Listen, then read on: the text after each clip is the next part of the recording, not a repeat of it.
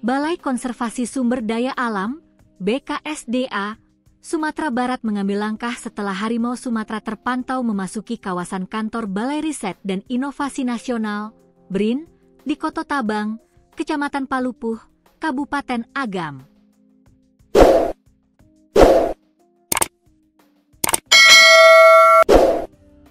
Kepala Resor Konservasi Wilayah 2 Maninjau BKSDA Sumbar, Ade Putra, mengatakan pihaknya langsung melarang masyarakat beraktivitas di sekitar lokasi kemunculan harimau Sumatera tersebut. Kami sudah berkoordinasi dengan perangkat nagari untuk melarang masyarakat beraktivitas sementara waktu di area sekitar, tegas Ade, Rabu, 15 Oktober 2025. Selain itu, kami juga sudah berkoordinasi dengan pimpinan BRIN untuk meminta karyawan mereka agar tidak beraktivitas di luar ruangan, sambung Ade. Harimau Sumatera atau Panthera tigris sumatrae terpantau CCTV kantor Balai Riset dan Inovasi Nasional, BRIN, di Kabupaten Agam, Sumatera Barat, Rabu, 15 Oktober 2025, dini hari.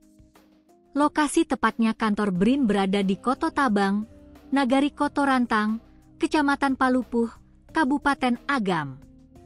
Berdasarkan pantauan CCTV di kantor BRIN yang beredar, terlihat harimau Sumatera memasuki kawasan perkantoran.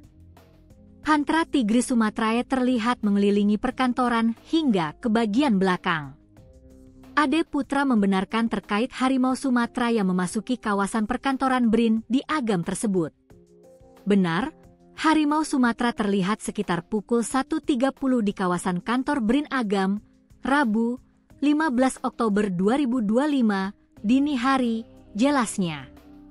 Ia menjelaskan, saat sekarang BKSDA Sumbar sudah menetapkan siaga 1 pasca kemunculan harimau Sumatera memasuki kawasan perkantoran BRIN di Agam.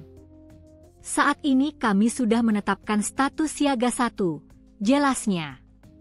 Selain itu, pihaknya juga sudah melarang masyarakat yang beraktivitas di sekitar lokasi kemunculan harimau.